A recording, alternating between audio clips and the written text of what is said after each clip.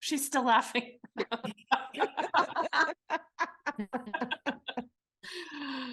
That's so funny.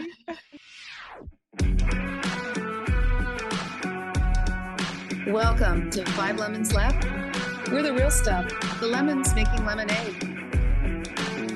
So pucker up, because we're going to be discussing our life's lessons and the nitty-gritty details of our spiritual journeys.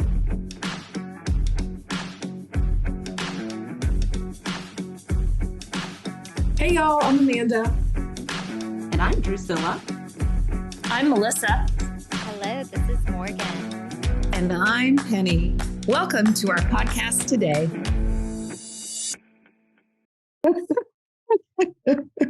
Oh, welcome everybody. Thank you for joining.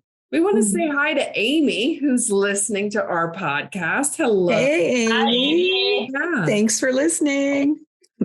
Hello to all the friends who are listening again and following us. We appreciate you being here. And welcome to the people who are joining us for the first time. If you don't know, we're 5 women telling our stories, telling our spiritual journeys and how they relate to everyday lives.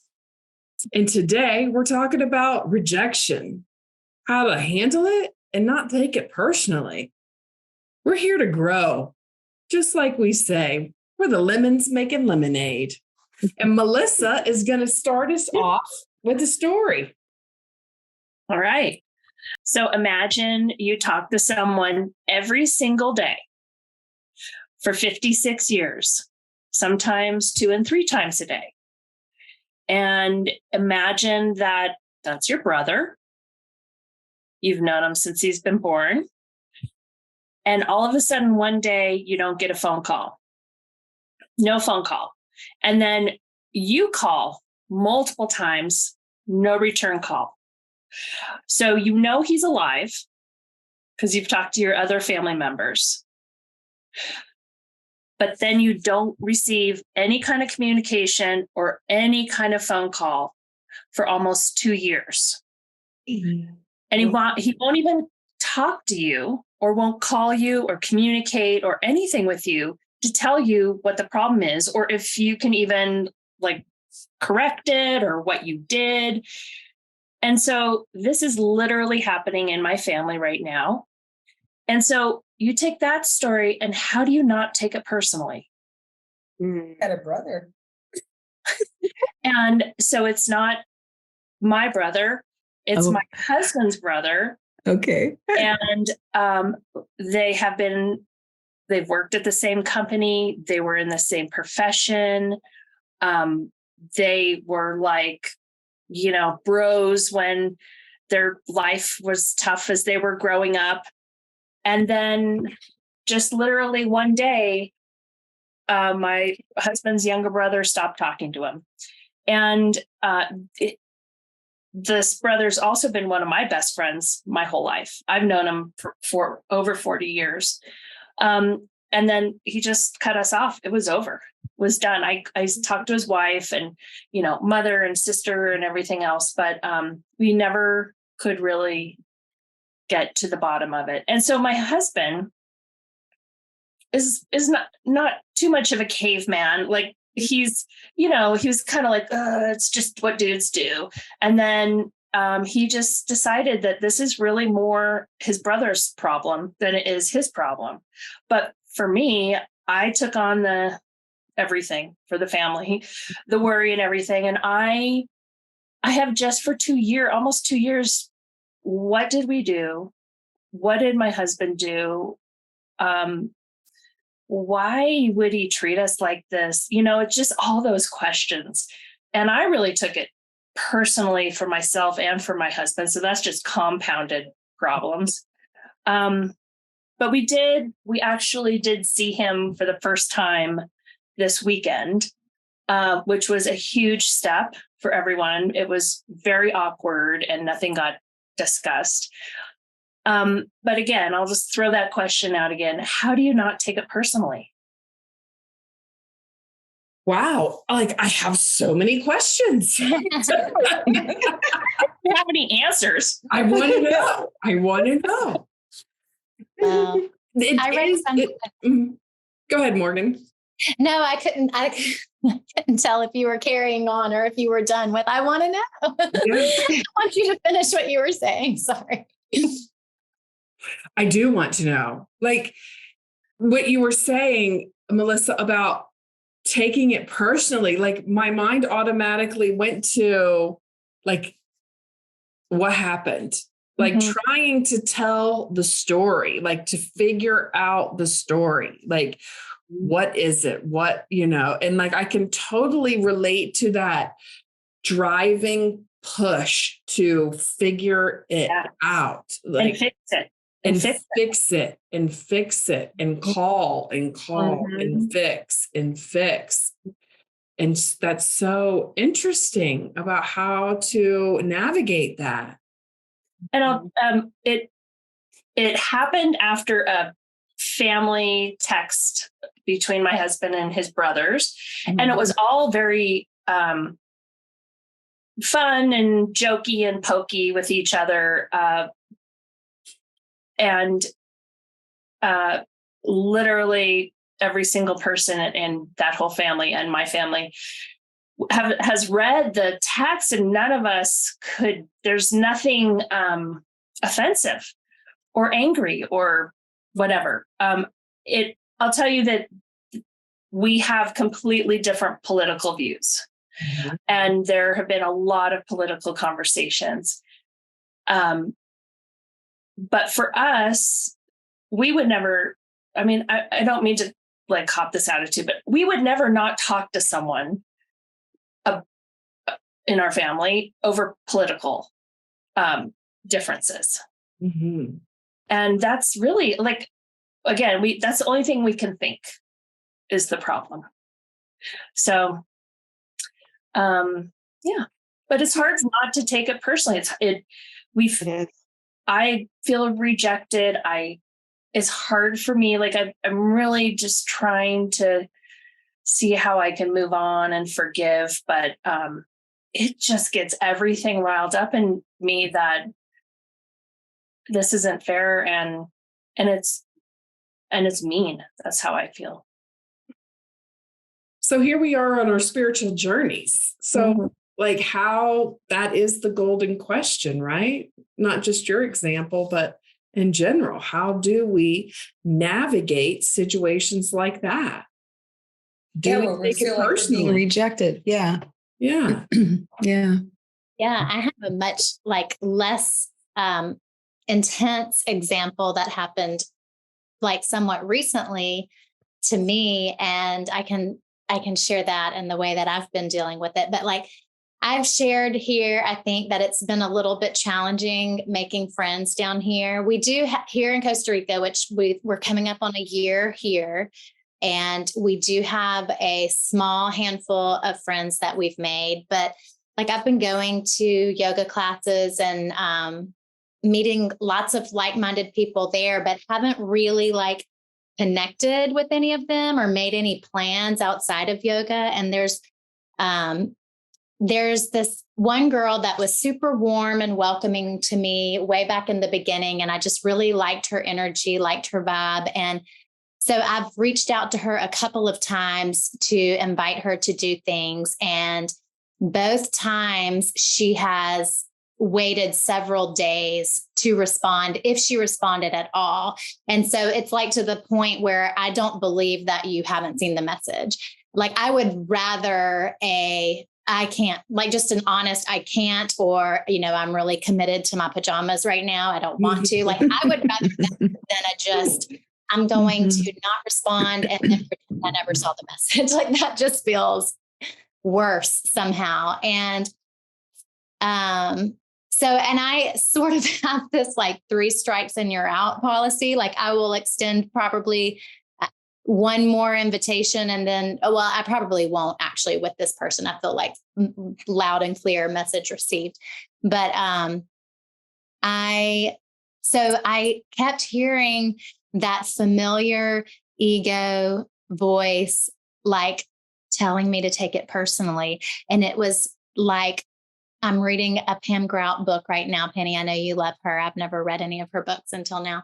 One thing she says that I think is a really great analogy is it's like training a dog to pee outside. Like you have to keep reinforcing it over and over and over again. And so every time that little ego voice would come in and try to tell me that, see, there's your proof. People don't really like you. You're not really that likable, or you just don't have any friends. Like, and I would have to like be diligent and consistent with shutting it down. And it was like teaching a dog how to go outside. Like it was very, very, very persistent. And I think that's the only way to not take it personally, is just to like face it and take it outside to pee. I don't know. Well, keep practicing turning back to your loving heart is what I'm hearing you say, Morgan. Yeah, exactly. Yeah. And I get it too, Melissa. Like, how do you not take this personally? And it sounds to me like he's having some midlife crisis. Like there was something in his childhood that he just like, maybe this text message chain triggered something in him. And he just said, I am tapping out. Mm-hmm. And that happens. I mean, yeah, I know in my family, one of my uncles for many, many years, my grandma didn't even know where he was at. Oh, wow. And she was beside herself. And then he suddenly appeared with a wife and a baby one day. And so, I mean, yeah, you just never know. Yeah. And I think I'm just listening to what you're saying and Morgan's saying, looking back what I just had told you. I think part of my ego is in there going, well, we wouldn't do something that mean, maybe we can just edit that part out. I see that. And we were on our way, or I was on the way to meet them. And I just was like, please just let me be loving and accepting and kind and all that kind of stuff. Because it really, this has really triggered my own stuff with my mother. My mother moved to Denver and spent many years not doing anything with us. Like as I was raising my kids, no baseball games, no lacrosse games, no vacations. And I would keep inviting her and she didn't come. And so it took a lot of work for me to realize that's just who she is. Right. And it's not that she doesn't love me. She doesn't love my family. It's just she is very introverted and she prefers certain level of excitement every day or non-excitement. And so it did trigger me a lot. This triggered me a lot with that. Yeah, you're exactly right, Penny. And I really think it's just something in his journey that he's going through. Mm-hmm. Yeah, that's what immediately came to my mind. Did you ever think that it's not about you at all?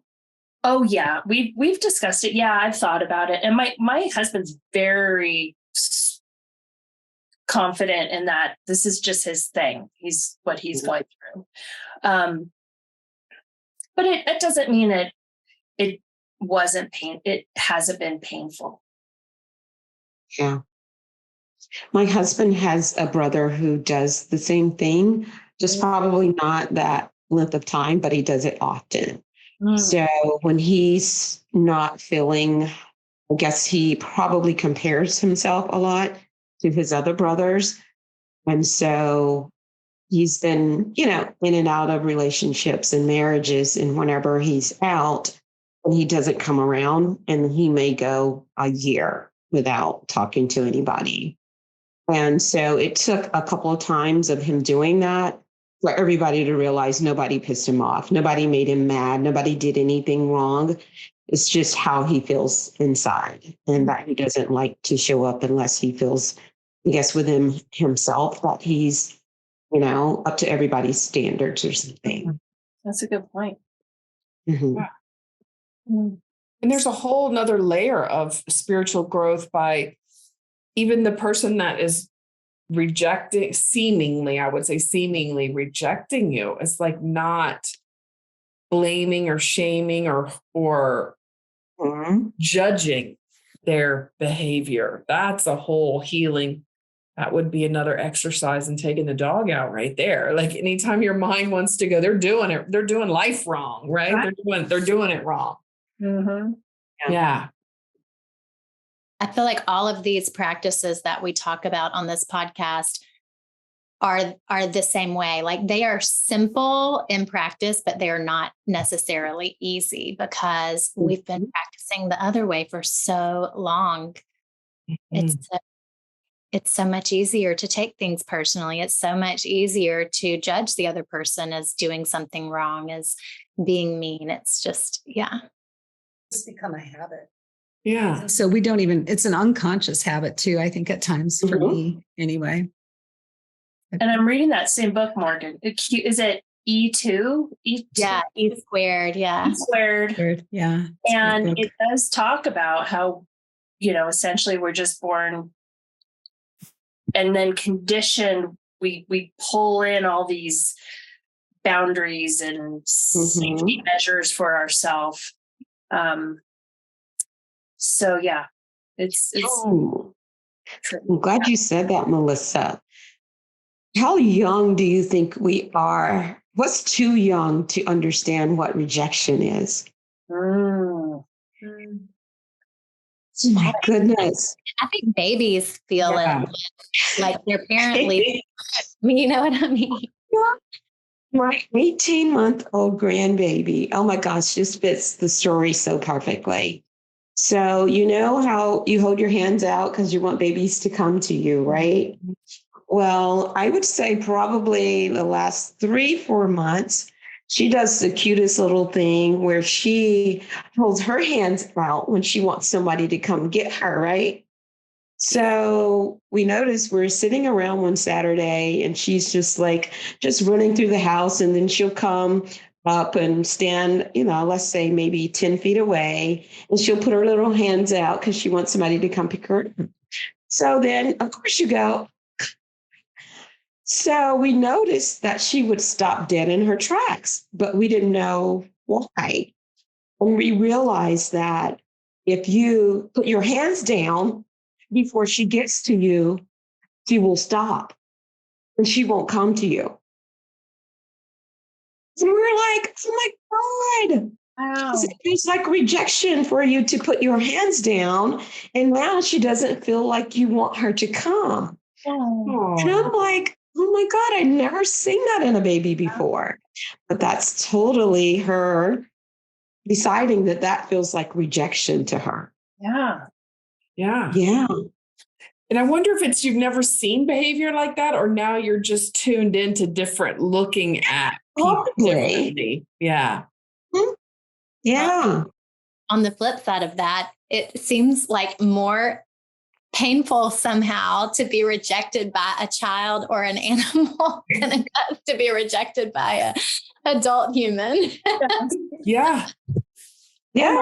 Yeah. If River doesn't come up to me when I walk out there, the world is ending, right? Like, oh my God, I've told that story before, but still, if I feel that it's like, oh gosh, yes. I think I learned that rejection. My parents got divorced when I was 3. And when you're that young, you take everything personally, right? Because that's what a child's brain does. It's, that's the only thing that you can, child processes is taking it personally. And even little hints of that come up, like I can still feel it viscerally in my body. Yeah. Yeah. Well, as children under The age of 7, all of our false beliefs are created. We have no ability to discern what is true or not true. And so we're then for the next 80 years, we're trying to unravel all that shit that happened in the first 7 years. Yeah. So yeah, it's very fascinating to really see what occurs with children too. And That's why I'm just asserting there's something from childhood in all the crap we goes right back to. I mean, yeah, just think about the age you are when you act out inappropriately. Or okay, so that's a judgmental word. Yeah. So when you act in a way that you don't want to act, Yeah. you can ask yourself, okay, how old am I right now? Mm-hmm. And then really listen for the answer. Like that. Mm-hmm. Yeah. And then you'll find out maybe you are that little 18-month-old. I don't know if you go back that far, but 5-year-old or a 3-year-old or a 13-year-old, depending on what is going on, what age that triggered you back to act in this way that doesn't really serve you. Yeah. Yeah.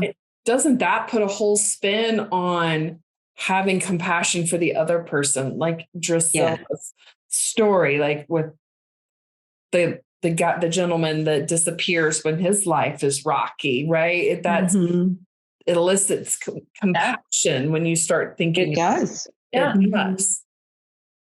Yeah. Melissa, your story too. Yeah. How about if I just think for a second about what he must be going through to have to feel like he can't connect with who was this man who was his best friend for so many years. There has to be some real heartache in there. I mean, I don't read anything into it, but even if you have to take a stand about something, there's stuff going on. And it's not just about how that makes me feel. I can about how he's feeling. And the other thing is it has really brought a lot of us to like check ourselves, that does make me sad. It makes me sad that my friend from over 40 years is not sharing in all our fun stuff. And, it makes me sad. And he's important to us. So, it's just all these things that I can think differently than just attack and defend. Yeah, and I think the biggest thing that I'm hearing you wonder too, Melissa, is that he's not really sharing the reason why. Right. If you knew why, then you could maybe, move on with life. Because I think knowing why, then but do we need to know why? I don't know. I like to know why. Well, then it doesn't feel so much like rejection when you know why, right? Like when it feels different when it's just an argument or it's just a fight. But when you don't know, that's when it hurts the worst, I think. Yeah. Then your imagination. Wow. Yes. Yeah. Yeah. Recently in our family unit, I'm going to try to keep this as generic as possible to protect the innocent. Yeah. Which is everyone. It's everyone. Yes. Morgan. A situation that occurred came to light, and one of the family members doesn't want to be around another family member, but we aren't telling that other family member what occurred because the other family member doesn't want that other family member to know yet, because that family member isn't ready to confront or to do anything with it. So part of us knows why that family member doesn't want to be around the other family member, but that family member doesn't know. So it could be something similar to that too, Melissa. And it's pretty deep, painful stuff. And so I'm sorry, it sounds pretty convoluted, but I think you get the gist that somebody was hurt by somebody else and they're not ready to talk to somebody else about it. To the person who hurt them yet. They're not strong enough. They're not healed enough, I guess. Yeah. It makes for a challenging family unit. And so how do you go about healing this? And even Morgan's situation, is it a practice of holding the other person, like I said, in non-judgment? Do you mentally send them love do you, like what is the practice of finding compassion for yourself and for others? I would love to know y'all's take on that. My situation is a little bit easier. I know there's like no level or degrees of difficulty in reality, but I feel like my scenario is a little bit easier than like Penny's and Melissa's and Drusilla's husbands. But what were you going to say? It's the same. Yeah. I immediately saw someone who probably doesn't feel like she is worthy of being your friend. Maybe you'll know things about her, find out things about her, and you won't really like her. Well, and that could be for sure. But like, for me, like I just have to be my practice and how I'm dealing with it is just to be diligent. If that thought occurs, like one of those negative thoughts, like, oh, you're just not that likable. Oh, you don't have any friends. If any of those thoughts come in, I just shut them down. I interrupt the pattern, and not in a spiritual bypassing way. I know that's not true. And I like just remind myself, I have like backup thoughts to remind myself of the truth from our friendship episode that we did however long ago. And I started thinking about how rich in friendships I really am in truth. And you all are a testament to the fact that I have a rich, abundant group of friendships and people who love me. So I have to take the dog out every time that thought comes up. And I really, from her aspect, I really have no ill will or like judgment about her, because I have been that person who like really just had no room in my life for any more friends. Like I didn't have the time, I didn't have the emotional bandwidth, I didn't have, I just didn't. And I'm just assuming it's something like that, or you know what I mean? Like I'm not even taking it personally in that way. Like, I don't know. Does that make sense? Yeah, it does make complete sense. In Al-Anon, I'm a sponsor for other women to work the steps in Al-Anon. And sometimes I just have to say, no, I can't be your sponsor right now. I'm tapped out. I couldn't provide for you what you need. And so I just keep listening for people that you resonate with. And I feel really bad about that. And, but I have to also put the oxygen mask on myself first, make sure that I'm taking care of myself. Yeah. The other thing I was going to say to Morgan's point, and a little bit to yours too, Penny, is that if you're not looking at it from a place of compassion, there's also the other side of people coming into your life to show you where your dark spots are. So when you're saying you need to take the dog out, perhaps she is there, right? To help you. Yes. To remind you, because you're in a new place, right? And you could be feeling really comfortable and that you have things under control. But there's these little dark places that need to be healed. Yeah, that's certainly a way to look at it as well. Yeah. That's beautiful.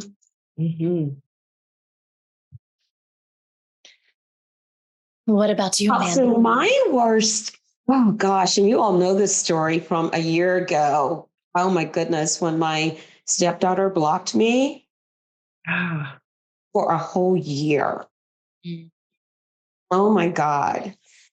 Like that was like tearing my heart wide open, leaving it raw and exposed. It was, And so I was just thinking about all the people on social media when people block them. Yeah. Rejection that's going on in the world based on that, But of course, mine was way more personal. And it was actually this community that helped me to kind of just see it differently, that it was, that was her problem. And it was my opportunity to heal whatever I was feeling inside about our relationship, and it has taken us on a different level. Like we had to come to a place where we see each other and recognize each other as adults, because the last time she lived in my home, she was leaving to go off to the military. And the situation happened when she was coming home from the military. And I felt like it was something that probably needed to so many unresolved things. And now she was freaking out because she was coming home as a grown woman. And I was freaking out for the same reason. Right. And so it just needed to happen. The healing needed to happen. And it was truly, truly painful. But yeah, I really think it happened the way it should have happened for both of us. How would you say that situation was resolved? Like, what do you attribute it to?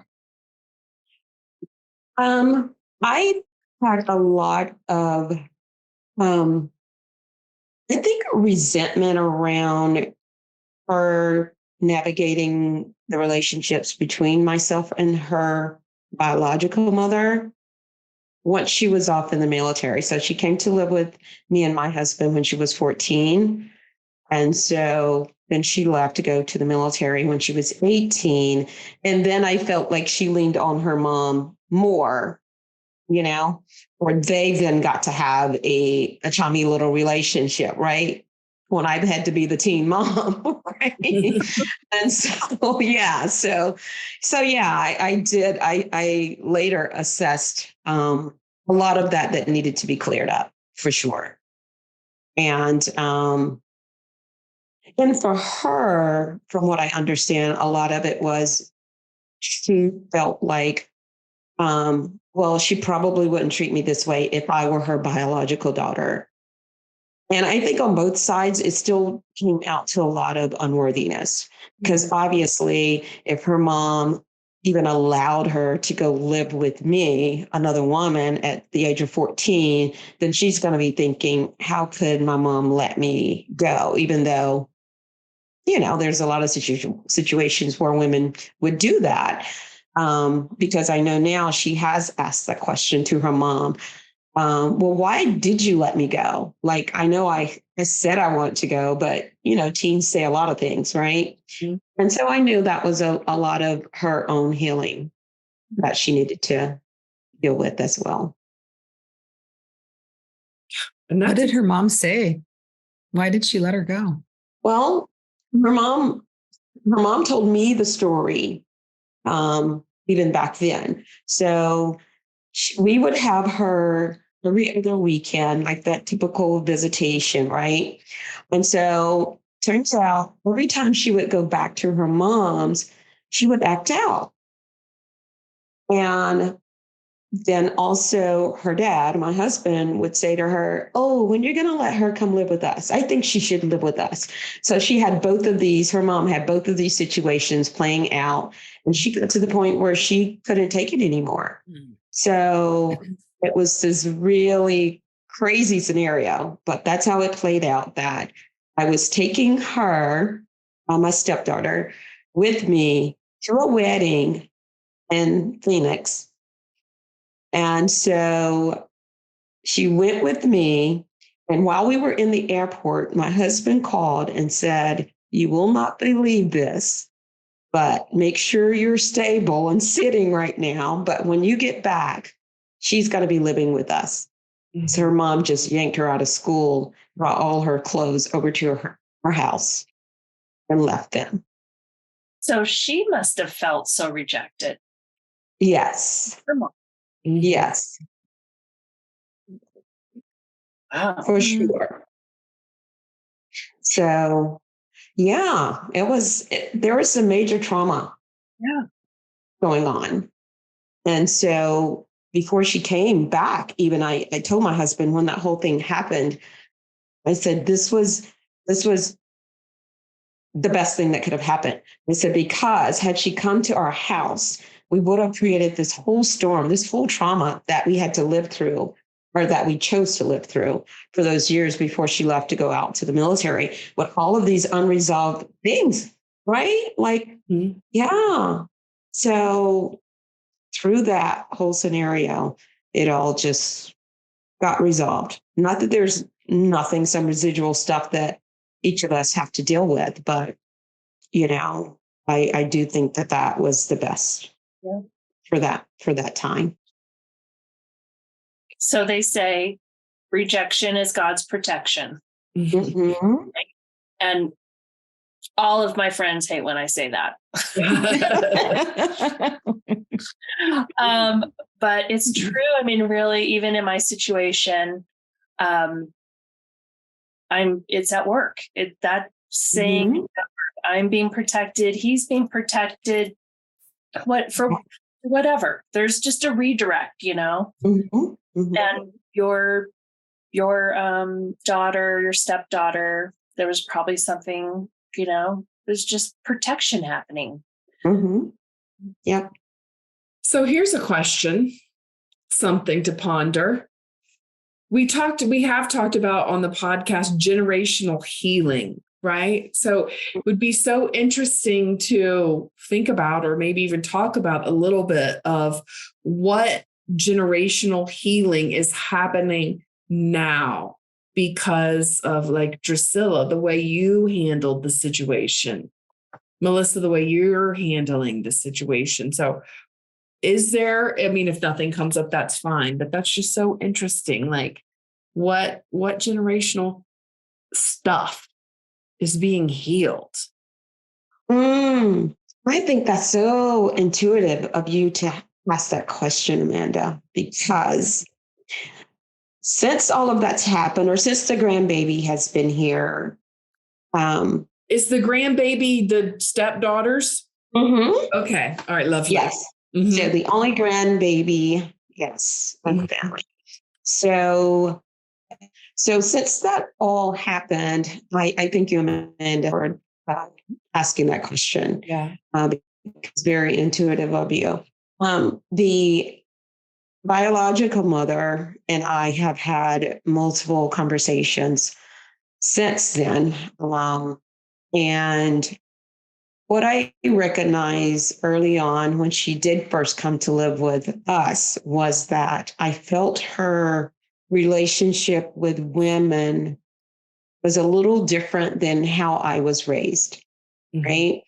Not good or bad, just different in that we cherish that connection with each other. Like, if I didn't ever have another friend outside of my sisters and my nieces, I would still be good on friendship, right? So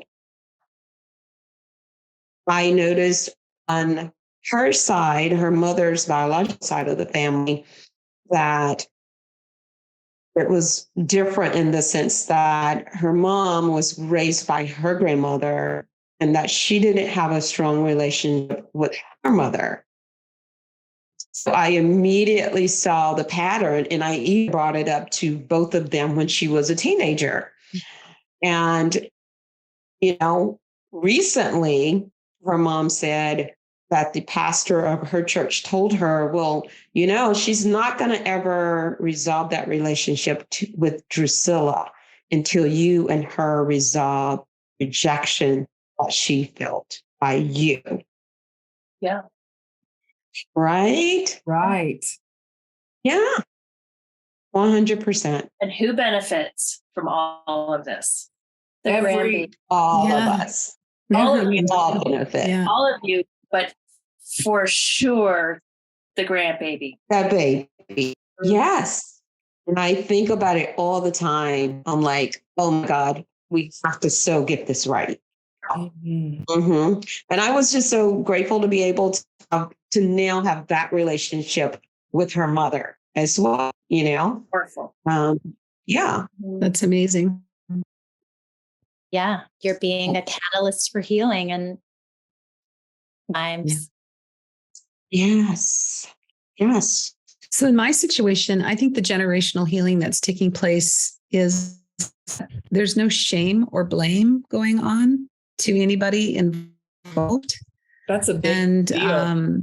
Yeah, it is, because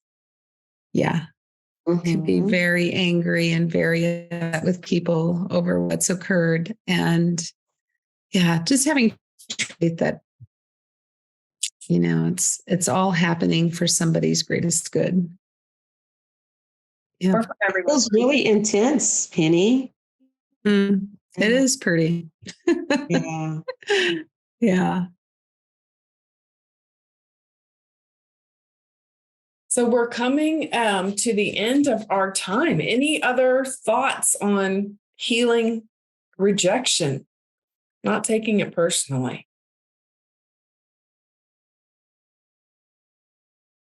All right, Penny, did you come up with a profound? Yeah. Really profound. It's not about you. Interrupt those negative patterns. Yeah. And it's so simple. Rejection is God's protection. Yes. Yeah. I love it. Well, one thing I would like to say is that we didn't talk about intimate rejection. That's probably a whole nother episode. Oh, yeah. That would be another episode. Spouses, yes. Like, how do we show up, or how do we respond to rejection when it's having to do with our intimate relationships? Ooh, that sounds. And I can't imagine dating like in this age, like the stuff. Like, oh my God, if I had thousands of people swiping left on me or whatever, I would. I don't know what I would do. It's just crazy that you have a system out there that people are you can just be rejected over and over and over and not even meet someone. There's a lot of healing opportunities for the young people these days, aren't there? Or not. Or not. Absolutely. And it's not just the young. You're right. Exactly. Oh, Lord. All right. Good stuff. Yeah, that was a fun episode. Thanks for listening. And let's see, find us on TikTok, not TikTok. Yeah. On Facebook, Instagram, YouTube, maybe on TikTok one of these days. Or you can visit our website, fivelemonslaughing.com, and please subscribe wherever it is that you get your podcast. Thanks for being here. Love you. Thank you. Bye, y'all. Have a great week.